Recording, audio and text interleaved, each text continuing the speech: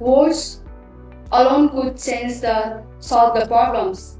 Would we still waiting for the changes? Good afternoon, everyone.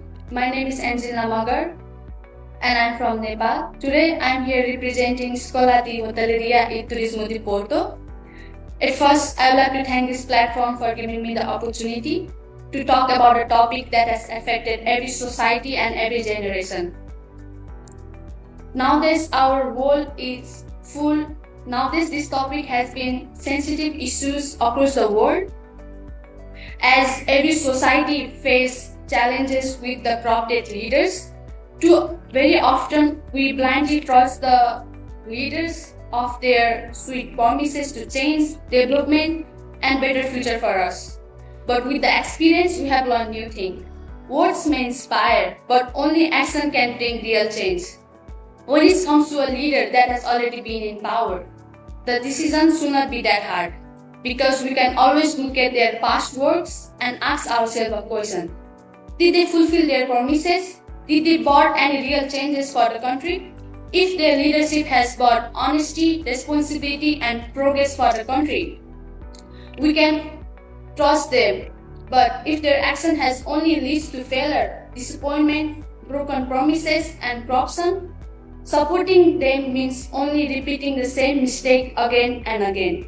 Some of you might be wondering, what about the new leaders? We can also look at their past works, but as a normal citizen.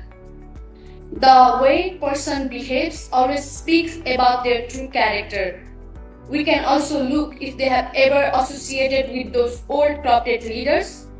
We can also look for the response, how they respond with the criticism, because our true leaders will always take responsibility and try to solve it instead of ignoring it. And I would also like to solve my own personal experience from what I've witnessed while growing up. Some parties even try to buy votes. They try to organize small parties where they offer meals, drinks, and even money. In the return, they ask for vote. This may satisfy your hunger for one day, but it steals our future for years. And the another reason is family loyalty towards political parties. Some people refuse to vote for another parties and even stop their family members too, simply because they have been supporting that specific parties for generations. To break this cycle, we need to educate our voters, and we have our own voice and our own power to think independently and choose leader that shows honesty, policies, not for the money or the gifts. And in the conclusion, I would like to say, leaders must be chosen according to their actions. It's time to stop believing in their empty promises. Let's close our ears for those sweet talks and open our eyes to see the reality. At the end, I would like to leave a question. Promises fades and action lasts. Which one would you choose?